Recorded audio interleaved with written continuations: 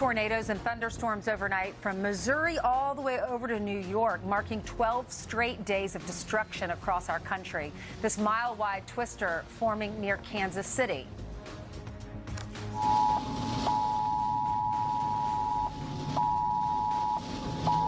This thing is freaking huge!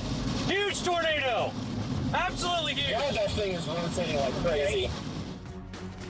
All right, at least 12 people are injured already, and dozens of homes gone. Kansas City International Airport shutting down temporarily to clean up debris littered on the runway. And to the east, take a look at this.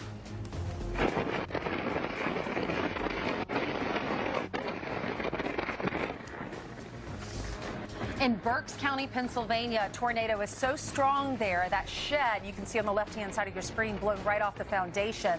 Some more incredible video from just outside of Philadelphia where the wind was whipping so hard, a tree uprooted right from the ground. And the nightmare continues, and it's happening today. Every single county in Oklahoma is under a state of emergency as it braces for more severe flooding. All of this following a tornado outbreak in Ohio. That's where we find Ellison Barber. She's in Trotwood, where cleanup is just beginning. Ellison, good morning.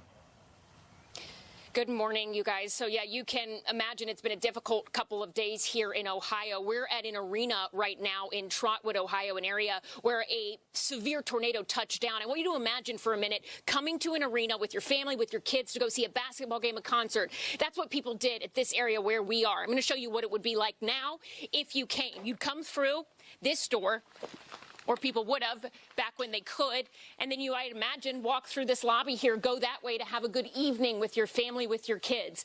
Now, because of the tornado, because of the bad weather, that is not going to happen. This right here looks like it used to be some sort of office.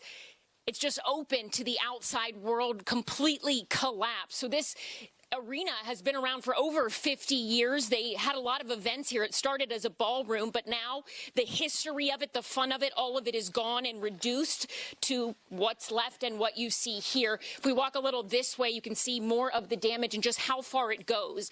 The National Weather Service says that 8 tornadoes touched down in Ohio. That's what they've been able to confirm so far. 3 of those were EF3s. Those are severe tornadoes between 136 and 165 miles an hour. Over here are some bathrooms. Again, you can see what in EF3, the damage that tornado does and what it has done here. People have been trying to clean up their homes, their businesses, whatever is in the community that has been damaged. The problem today is that more rain is expected.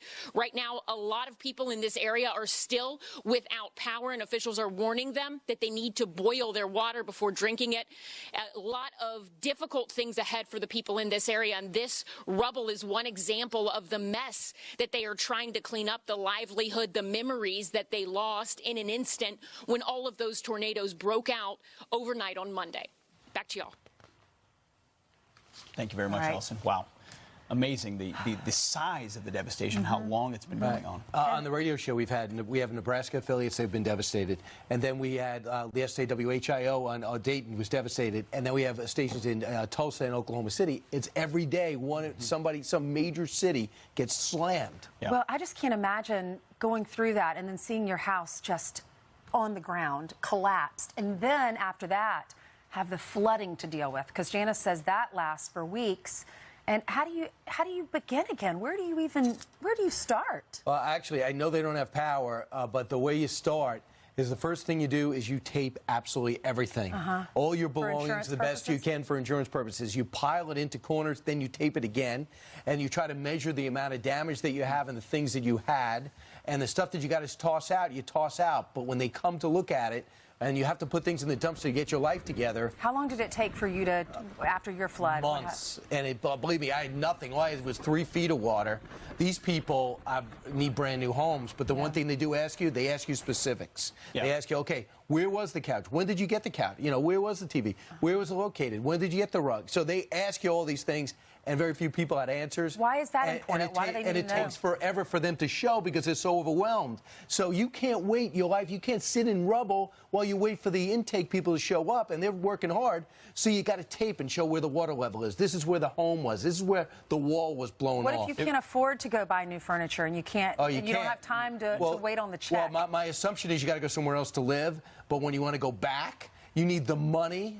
You need the insurance company's going to be hard on you to tell you exactly what you lost and how much is depreciated. You got to go there and fight, and you got to have video evidence. That's why they want to know year and make of everything, is because there's a value to each. Oh, that's true. How long does it take to get the insurance money?